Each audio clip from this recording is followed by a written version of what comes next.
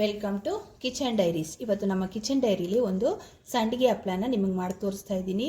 ಅದನ್ನು ರವೆಯಿಂದ ಹೇಗೆ ಮಾಡ್ಕೊಳ್ಳೋದು, ಮನೇಲಿ ಈಸಿಯಾಗಿ ಹೇಗೆ ಮಾಡೋದು ಅಂತ ಇವತ್ತಿನ ವಿಡಿಯೋದಲ್ಲಿ ಮಾಡಿ ತೋರಿಸ್ತಾ ಇದ್ದೀನಿ. ಇದನ್ನು ಬಿಗಿನರ್ಸ್ ಕೂಡ ಈಸಿಯಾಗಿ ಮಾಡ್ಕೋಬೋದು. ಇದೇನು ತುಂಬ ದೊಡ್ಡ ಕೆಲಸ ಏನಲ್ಲ. ಇದನ್ನು ಹೇಗೆ ಮಾಡೋದಂತ ಇವತ್ತಿನ ವಿಡಿಯೋದಲ್ಲಿ ನೋಡೋಣ. ನಿಮಗೆ ರೆಸಿಪಿ ಇಷ್ಟ ಆದರೆ ಒಂದು ಲೈಕ್ ಕೊಡೋದನ್ನು ಖಂಡಿತ ಮರಿಬೇಡಿ. ಈಗ ವಿಡಿಯೋ ನೋಡೋಣ. ಮೊದಲಿಗೆ ನಾನು ಇಲ್ಲಿ ಒಂದು ದೊಡ್ಡ ಪಾತ್ರೆ ತೊಗೊಂಡಿದ್ದೀನಿ. ಸ್ವಲ್ಪ ತಳ ದಪ್ಪ ಇರೋ ಪಾತ್ರೆಯನ್ನು ತೊಗೊಂಡಿದ್ದೀನಿ. ಅದರಲ್ಲಿ ಈ ಕಪ್ಪಲ್ಲಿ 1 ಕಪ್ಪಷ್ಟು ರವೆನ ತೊಗೊಂಡಿದ್ದೀನಿ. ಇದು ಬಾಂಬೆ ರವೆ. ನೀವು ಯಾವ ರವೆ ಆದರೂ ತೊಗೋಬೋದು. ಸಣ್ಣ ರವೆ ಆದರೂ ತೊಗೋಬೋದು ಅಥವಾ ಉಪ್ಪಿಟ್ಟು ಮಾಡೋ ರವೆ ಆದರೂ ತೊಗೋಬೋದು. ನಾನಿವತ್ತು ಉಪ್ಪಿಟ್ಟು ಮಾಡೋ ರವೆ ತೊಗೊಂಡಿದ್ದೀನಿ. ಮೊದಲಿಗೆ ಇದು ರವೆನ ಈ ಪಾತ್ರೆಗೆ ಹಾಕ್ಕೊಳ್ಳೋಣ. ಹಾಕ್ಕೊಂಡು ಇದೇ ಬಟ್ಲಲ್ಲಿ 4 ಬಟ್ಲಷ್ಟು ನೀರನ್ನು ಇದಕ್ಕೆ ಸೇರಿಸ್ಕೊಳ್ತಾ ಇದ್ದೀನಿ. 1 2 3 ನೋಡಿ 4 ಬಟ್ಲಷ್ಟು ನೀರನ್ನು ಇದಕ್ಕೆ ಸೇರಿಸ್ಕೊಳ್ತಾ ಇದ್ದೀನಿ. ನೀರನ್ನು ಸೇರಿಸ್ಕೊಂಡ್ಮೇಲೆ ಇದಕ್ಕೆ ರುಚಿಗೆ ತಕ್ಕಷ್ಟು ಉಪ್ಪನ್ನು ಹಾಕ್ಕೊಳ್ತಾ ಇದ್ದೀನಿ. ಉಪ್ಪು ನೋಡ್ಕೊಂಡು ಹಾಕ್ಕೊಳ್ಳಿ. ಉಪ್ಪನ್ನು ಹಾಕ್ಕೊಂಡ್ಮೇಲೆ ಒಂದು ಸೌಟನ್ನ ತಗೊಂಡು ಚೆನ್ನಾಗಿ ಮಿಕ್ಸ್ ಮಾಡ್ಕೋಬೇಕಾಗತ್ತೆ.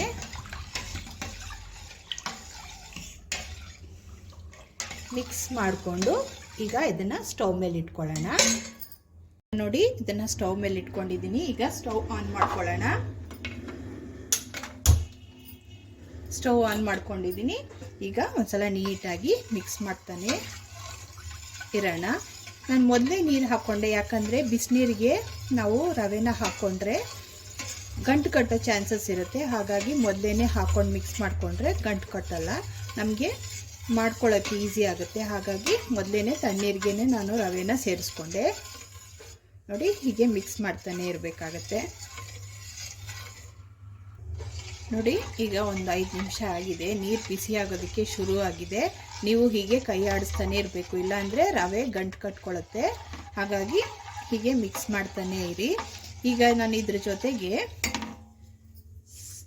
ಸ್ವಲ್ಪ ಒಣಗಿದ ಮೆಣಸಿನ್ಕಾಯಿನ ಸ್ವಲ್ಪ ತರಿ ಮಾಡಿಕೊಂಡು ಇದಕ್ಕೆ ಸೇರಿಸ್ಕೊಳ್ತಾ ಇದ್ದೀನಿ. ನೀವು ಬೇಕಾದರೆ ಇದಕ್ಕೆ ಹಸಿಮೆಣಸಿನ್ಕಾಯಿ, ಶುಂಠಿ, ಕೊತ್ತಂಬರಿ ಸೊಪ್ಪು ಏನು ಬೇಕಾದರೂ ರುಬ್ಬಿ ಹಾಕ್ಕೋಬೋದು. ನಾನಿವತ್ತು ಬರೀ ಚಿಲ್ಲಿ ಫ್ಲೇಕ್ಸ್ನ ಹಾಕ್ಕೊಳ್ತಾ ಇದ್ದೀನಿ. ಹಾಕ್ಕೊಂಡು ಹೀಗೆ ಮಿಕ್ಸ್ ಮಾಡ್ತಾನೆ ಇರೋಣ. ಇದಕ್ಕೆ ನಾನಿವತ್ತು ಅಡುಗೆ ಸೋಡಾ ಹಾಕ್ತಾ ಇಲ್ಲ. ಬರೀ ರವೆನ, ಉಪ್ಪು ಮತ್ತು ಚಿಲ್ಲಿ ಫ್ಲೇಕ್ಸ್ ಇಷ್ಟರಲ್ಲೇ ನಿಮಗೆ ಮಾಡಿ ತೋರಿಸ್ತಾ ಇದ್ದೀನಿ. ನನ್ನ ರೆಸಿಪಿಗಳು ನಿಮ್ಗೆ ಇಷ್ಟ ಆದರೆ ಖಂಡಿತ ಲೈಕ್ ಮಾಡೋದನ್ನು ಮರಿಬೇಡಿ.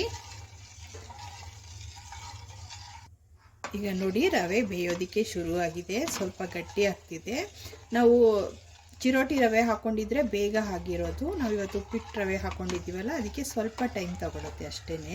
ಇದು ಬೇಯ್ತಾ ಚೆನ್ನಾಗಿ ಗಟ್ಟಿ ಆಗಬೇಕು. ನೋಡಿ, ಇನ್ನೂ ಸ್ವಲ್ಪ ಬೇಯಬೇಕು, ಇನ್ನೂ ಸ್ವಲ್ಪ ಗಟ್ಟಿ ಆಗಬೇಕು.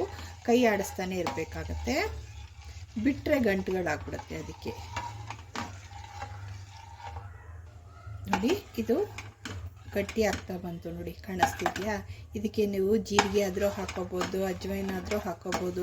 ಇದು ಮಸಾಲೆ ನಿಮಗೆ ಹೆಂಗೆ ಬೇಕೋ ಹಾಗೆ, ನಿಮ್ಮ ಟೇಸ್ಟಿಗೆ ಹೆಂಗೆ ಬೇಕೋ ಹಾಗೆ ನೀವು ಸೇರಿಸ್ಕೋಬೋದು. ನಾನಿವತ್ತು ಬರೀ ಚಿಲ್ಲಿ ಫ್ಲೇಕ್ಸ್ ಹಾಕ್ಕೊಂಡಿದ್ದೀನಿ.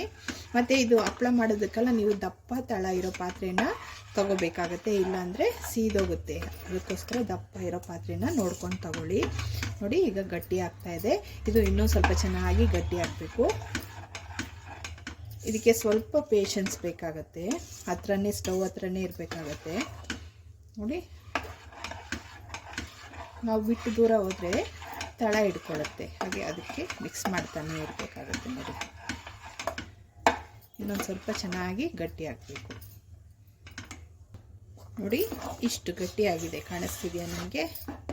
ನೋಡಿ, ಈ ಥರ ಗಟ್ಟಿ ಆಗಬೇಕು. ಈಗ ಇದನ್ನು ನಾವು ಸ್ಟವ್ ಆಫ್ ಮಾಡಿಬಿಟ್ಟು ಒಂದು 5 ನಿಮಿಷ ಹಾಗೆಯೇ ಸ್ವಲ್ಪ ತಣ್ಣಗಾಗೋಕೆ ಬಿಡೋಣ. ತುಂಬ ಅಲ್ಲ, ಸ್ವಲ್ಪ ಉಗುರು ಬೆಚ್ಚಗಾಗೋ ಥರ, ನಾವು ಮುಟ್ಟಕ್ಕೆ ಆಗೋ ರೀತಿಯಲ್ಲಿ ಸ್ವಲ್ಪ ತಣ್ಣಗಾಗೋಕ್ಕೆ ಬಿಡೋಣ. ಈಗ ನೋಡಿ, ಒಂದು 10 ರಿಂದ 15 ನಿಮಿಷ ಆಗಿದೆ. ಇದು ಇಷ್ಟು ಗಟ್ಟಿಯಾಗಿದೆ ನೋಡಿ. ಈಗ ನಾನು ಏನು ಮಾಡ್ತಾಯಿದ್ದೀನಿ, ಒಂದು ಚಿಕ್ಕ ಬಟ್ಲಿಗೆ ಸ್ವಲ್ಪ ಹಿಟ್ಟನ್ನು ರವೆನ ಹಾಕ್ಕೊಂಡು ಮಿಕ್ಕಿದ್ದನ್ನು ಹಾಗೆಯೇ ಕ್ಲೋಸ್ ಮಾಡಿರ್ತೀನಿ. ಕ್ಲೋಸ್ ಮಾಡಿ ಪಕ್ಕದಲ್ಲಿ ಇಡ್ತೀನಿ.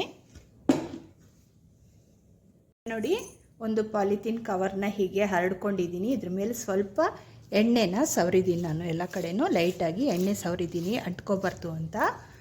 ಈಗ ಪಾಲಿಥೀನ್ ಶೀಟ್ಗೆ ಎಣ್ಣೆ ಹಾಕ್ಕೊಂಡ್ಮೇಲೆ ಈ ಥರ ಒಂದು ಪ್ಲೇಟ್ನ ತೊಗೊಂಡಿದ್ದೀನಿ.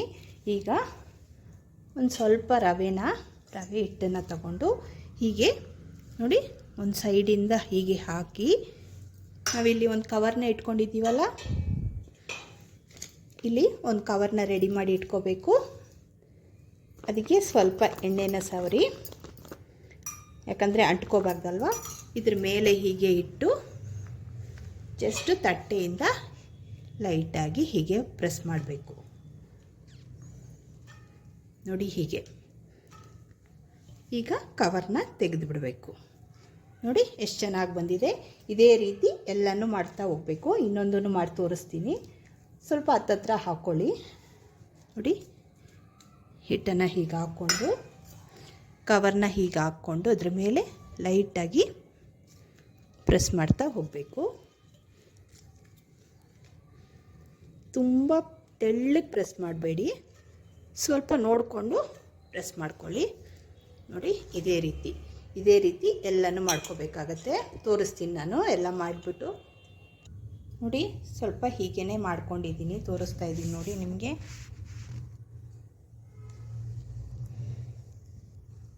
ಈಗ ಪೂರ್ತಿ ಮಾಡ್ಕೊಂಡ್ಮೇಲೆ ತೋರಿಸ್ತೀನಿ. ನೋಡಿ, ಪೂರ್ತಿ ಇಷ್ಟು ಹಾಕ್ಕೊಂಡಿದ್ದೀನಿ. ನಾನು ತಗೊಂಡಿರೋ 2 ಕಪ್ ರವೆಗೆ ನನಗೆ ಇಷ್ಟೊಂದು ಹಪ್ಪಳ ಮಾಡ್ಕೊಳ್ಳೋಕ್ಕಾಗಿದೆ. ನೋಡಿ, ಈಗ ಇದನ್ನು ಚೆನ್ನಾಗಿ ಒಂದು 2 ದಿನ ಒಣಗಿಸ್ಬೇಕಾಗತ್ತೆ. ನಾನಿವತ್ತು ಈ ಹಪ್ಪಳನ ಮಾಡಿ ಮೇಲೆ ಹಾಕ್ತಾಯಿಲ್ಲ, ನಾನು ಮನೆ ಒಳಗಡೆ ಒಣಗಿಸ್ತಾ ಇದ್ದೀನಿ. ಇವತ್ತು ಪೂರ್ತಿ ಮನೆಯಲ್ಲಿ ಒಣಗಿಸಿ ನಾಳೆ ಇದನ್ನೆಲ್ಲ ತೆಗೆದು ಬಿಸಿಲಿಗೆ ಇಡ್ತೀನಿ. ನಾಳೆ ನೋಡೋಣ. ನೋಡಿ, ಇದನ್ನು ನಾನು ಬಿಸಿಲಲ್ಲಿ ಒಂದಿನ ಫ್ಯಾನ್ ಕೆಳಗಡೆ ಒಣಗಿಸಿದ್ದೆ, ಮತ್ತು ಇದನ್ನು ಒಂದಿನ ಬಿಸಿಲಲ್ಲಿ ಒಣಗಿಸಿದ್ದೆ. ಈಗ ನೋಡಿ ಎಷ್ಟು ಚೆನ್ನಾಗಿ ಒಣಗಿದೆ. 2 ದಿನ ಒಣಗಿಸಿದ್ದೀನಿ, ತುಂಬ ಚೆನ್ನಾಗಿ ಒಣಗಿದೆ. ಈಗ ಇದನ್ನು ಫ್ರೈ ಮಾಡಿ ತೋರಿಸ್ತೀನಿ ನಾನು. ನೋಡಿ, ಸ್ಟವ್ ಮೇಲೆ ಒಂದು ಕಡಾಯಿ ಇಟ್ಕೊಂಡು ಎಣ್ಣೆ ಹಾಕ್ಕೊಂಡಿದ್ದೀನಿ. ಎಣ್ಣೆ ಚೆನ್ನಾಗಿ ಬಿಸಿ ಆಗಲಿ. ನೋಡಿ, ಎಣ್ಣೆ ಚೆನ್ನಾಗಿ ಬಿಸಿಯಾಗಿದೆ. ನಾನೀಗ ಒಂದನ್ನು ಎಣ್ಣೆಗೆ ಹಾಕ್ಕೊಳ್ತಾ ಇದ್ದೀನಿ.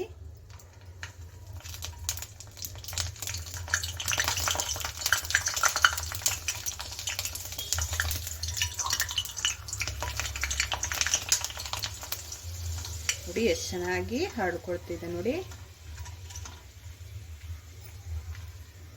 ಈಗ ಇದನ್ನು ತೆಗೆದುಬಿಟ್ಟು ಇನ್ನೊಂದನ್ನು ಹಾಕೊಳ್ತೀನಿ. ನೋಡಿ, ಇನ್ನೊಂದು ಹಾಕೊಳ್ತಾ ಇದ್ದೀನಿ.